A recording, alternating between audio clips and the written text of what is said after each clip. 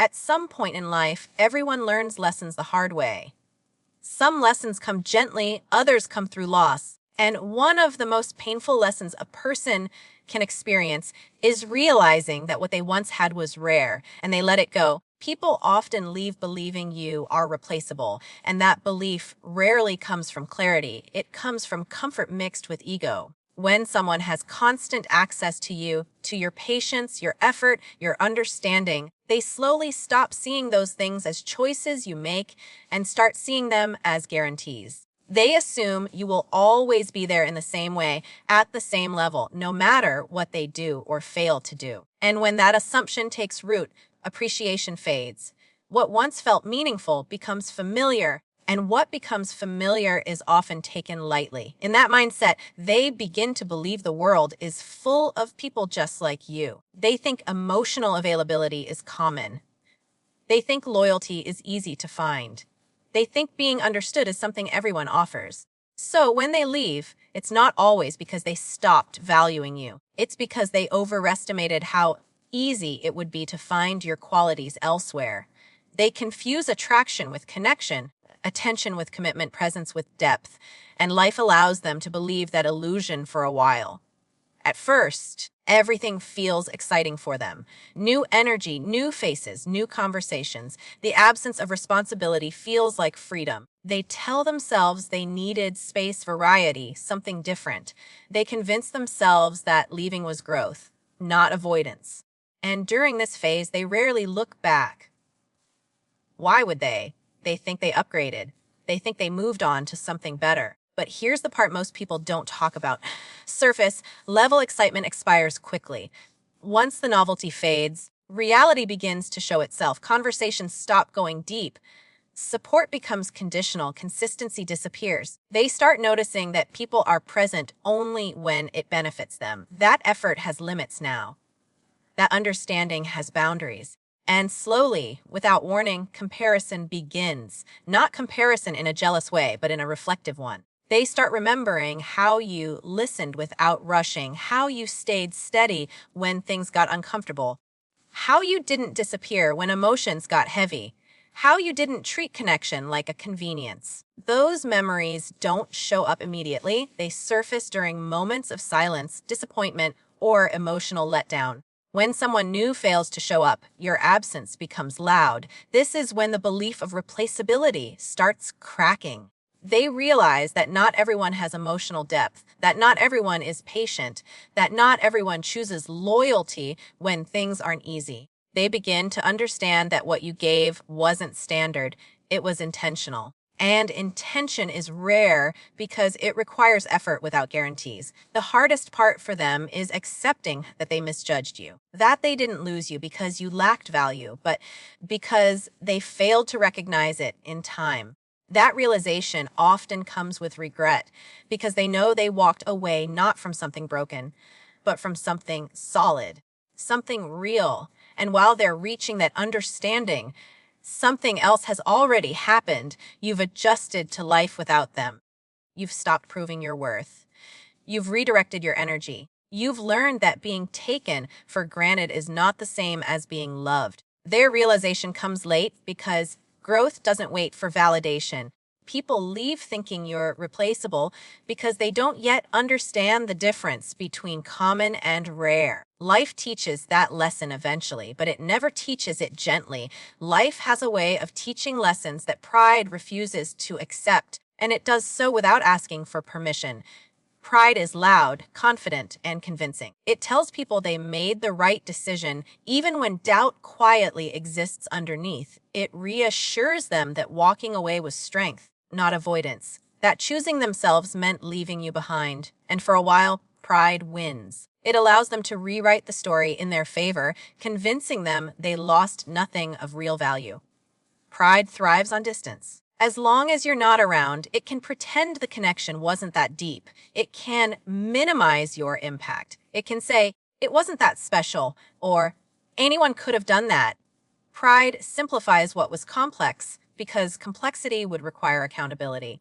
And accountability would mean admitting that walking away wasn't wisdom, it was fear, impatience, or emotional immaturity. But life doesn't argue with pride. It waits. It lets people experience the consequences of their decisions in real time. It puts them in situations where confidence alone isn't enough, where charm doesn't replace consistency, where excitement doesn't replace emotional safety, and slowly pride starts losing its grip. They encounter people who talk beautifully but disappear when things get uncomfortable, people who want the benefits of connection without the responsibility of maintaining it, people who demand understanding but offer none. These experiences don't feel dramatic, they feel draining. And that's how life teaches, not through sudden pain, but through repeated disappointment. Each experience chips away at the illusion that leaving was the better option.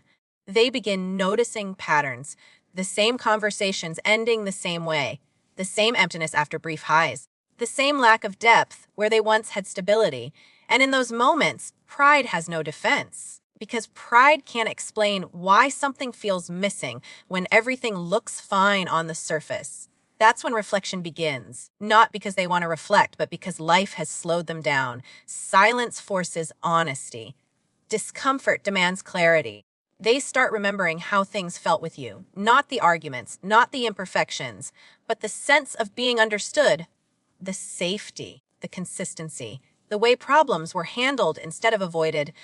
This realization hurts because it exposes the cost of ego. They understand that they didn't just walk away from a person, they walked away from peace. And peace is something people don't appreciate until chaos becomes familiar. Life shows them what you absorbed quietly, what you fixed without praise, what you protected them from emotionally, and the lesson becomes unavoidable. Pride didn't save them, it delayed understanding. It made them believe strength was leaving when real strength would have been staying and growing. Life corrects that misunderstanding not with lectures, but with experience. By the time the lesson fully lands, it's no longer about you coming back into their life. It's about them finally seeing clearly. Life teaches lessons pride refuses to accept, but it always charges interest for the delay. Consistency and understanding are rare qualities, not because people lack emotions, but because few are willing to carry emotional responsibility over time. Many can show interest when things are easy. Many can be present when the mood is light and the energy is effortless. But consistency requires something deeper than attraction. It requires discipline. It requires showing up not only when it feels good, but when it feels necessary. And understanding requires more than listening. It requires patience, empathy, and the willingness to see someone beyond their best moments. Most people want connection without commitment. They want to feel close without being accountable. That's why consistency often fades once the novelty wears off. The effort that once came naturally begins to feel optional. Messages slow down, presence becomes conditional, support is offered only when convenient. And when that happens, the person on the receiving end starts feeling uncertain, even though nothing dramatic has changed. That uncertainty is the absence of consistency. Understanding is even rarer. To understand someone, you have to listen without planning your response. You have to accept perspectives that challenge your own. You have to care about what someone feels, not just how they make you feel. Most people don't do this because it requires emotional maturity. It requires setting ego aside. It requires the courage to stay engaged when conversations become uncomfortable or vulnerable. When you consistently showed up, when you chose to understand instead of judge, it wasn't because it was easy. It was because you valued connection more than convenience. You noticed patterns in their behavior before they did. You sensed when something was wrong even when they said they were fine. You offered reassurance without being asked. And over time, that created a sense of safety they didn't realize was fragile. People often confuse reliability with routine. They think consistency will always be there, no matter how little effort they give in return. They stop protecting it. They stop nurturing it. And eventually, they step away believing they'll find the same thing again. But life quickly shows them that most connections are inconsistent by default. that most people disappear when things require patience. That understanding is often replaced with defensiveness or avoidance. That's when memory becomes sharp. They recall how steady you were, how you didn't change your behavior based on moods or moments, how your care wasn't transactional. They remember how conflicts didn't make you withdraw, how misunderstandings didn't make you leave. Those memories surface not out of nostalgia, but out of contrast, because now they are experiencing what inconsistency feels like. Consistency and understanding don't make noise. They don't demand attention. They quietly hold things together. And because they are quiet, they are often undervalued until they're gone. Only then does their absence reveal how much weight they carried. Expend key point 4 into 600 words without conclusion and subheadings. Loss reveals value more clearly than presence ever could, because presence can be taken for granted, but absence cannot be ignored. When someone is always there, offering support, patience, reassurance, and effort, those things slowly blend into the background of daily life. They become expected instead of appreciated. The human mind adapts quickly to comfort, and once comfort becomes normal, its significance fades. That's why people often don't realize the weight of what they had until it's no longer available. While you were present, you absorbed emotional strain quietly. You provided stability during uncertainty. You smoothed over moments of confusion and offered clarity when things felt overwhelming. But because these actions prevented problems rather than announced themselves, they went unnoticed. Protection is invisible when it works. Support is silent when it's consistent. And because there was no crisis, they assumed none would ever come. Absence changes everything. The moment you are no longer there to soften the edges of life, reality becomes sharper. Situations that once felt manageable suddenly feel heavy. Emotions that were once processed together now have to be faced alone. And that contrast is what reveals value. Not through memory alone, but through lived experience. They begin encountering moments where they expect understanding and receive indifference instead. Moments where they seek reassurance and find impatience. Moments where they reach out and no one responds with the same depth you once offered. These experiences don't announce themselves as lessons, they simply accumulate. And each one quietly reminds them of what used to be. Loss forces reflection because it removes the safety net. It exposes how much emotional labor you were carrying without recognition, how much stability you provided without credit, how often you chose calm when conflict would have been easier. They start seeing that what felt normal was actually effort, and effort is valuable precisely because it's a choice. What makes loss so clarifying is that it removes illusion. While you were present, they could tell themselves they would appreciate you more later, that things could always be fixed, that time was unlimited. Absence eliminates those assumptions. There is no later, there is no immediate access, there is only memory and comparison. They realize that what they lost wasn't just a person, but a sense of grounding, a place where emotions were safe. A connection that didn't require constant explanation. And this understanding doesn't come with comfort. It comes with regret. Because value recognized after loss cannot undo the loss itself. Loss teaches what presence never had to explain. It shows the cost of taking someone for granted. It reveals the difference between having someone and being supported by them. And once that realization settles in, it changes how they see you. Not as someone who was always there, but as someone who carried more than they ever acknowledged. Growth changes your position, not just your pain. When someone walks away, the first thing you feel is loss, but the last thing that changes is who you become because of it. Pain demands attention, but growth demands action. And while they are busy reflecting on what went wrong, you are forced to adapt to a new reality, one where you no longer rely on the presence that once felt permanent. At first, growth is uncomfortable. It feels like survival rather than transformation.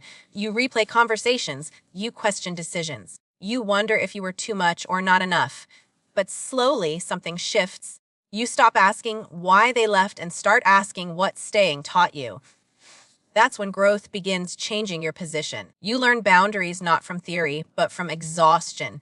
You realize that loyalty without reciprocity becomes self-neglect. You recognize that explaining your worth repeatedly is a sign you are in the wrong place. These realizations don't come from motivation, they come from experience. And once learned, they don't disappear. While they are processing regret or curiosity, you are building clarity. You start choosing peace over familiarity. You stop chasing closure and start creating stability within yourself. Your standards rise not out of ego, but out of self-respect. And that shift is quiet but permanent. Growth also changes how you respond. Things that once triggered anxiety now meet calm. Silence no longer feels like rejection. Distance no longer feels like punishment. You understand that not everyone is meant to stay, and that some connections exist only to teach you how deeply you can care and when to stop. What they don't realize is that while they are thinking about returning, you are no longer standing in the same emotional place they left. You've healed in ways that don't announce themselves. You've strengthened parts of yourself that don't need validation. And because of that, the dynamic has already changed. Growth doesn't erase the past, it reframes it. You don't deny what was meaningful, but you no longer sacrifice yourself to preserve it. You see clearly now. You understand that love without consistency drains, that effort without appreciation fades, and that staying where you are undervalued limits who you can become.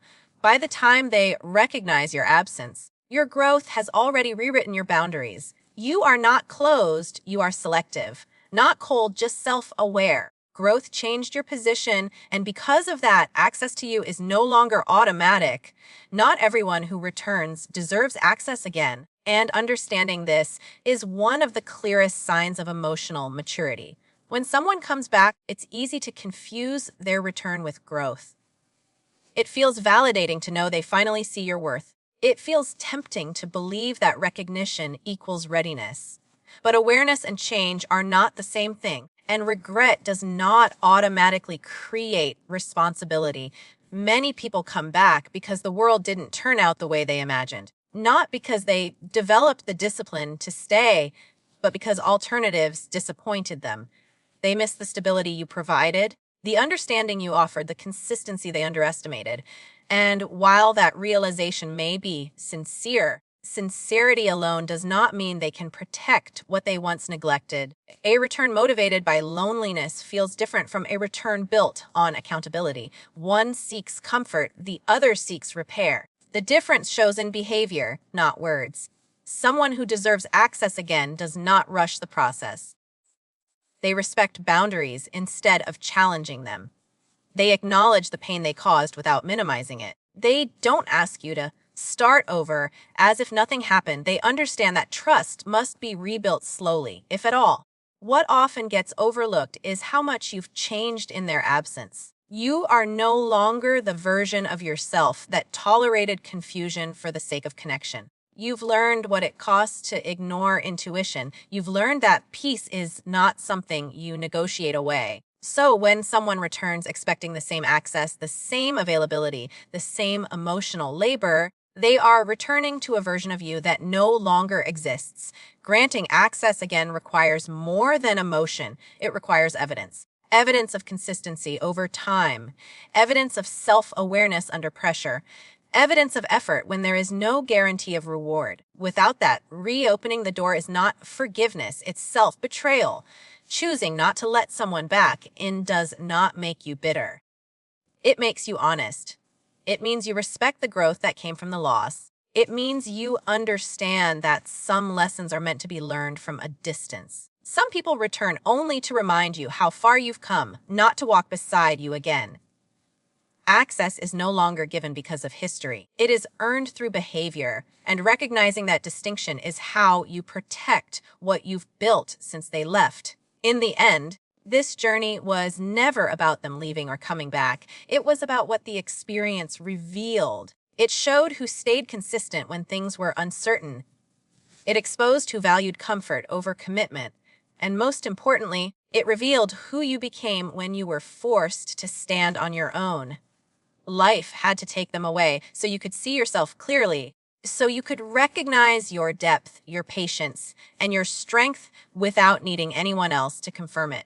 Their return, their regret, Their realization, all of it is secondary to the fact that you no longer measure your worth by who chooses you.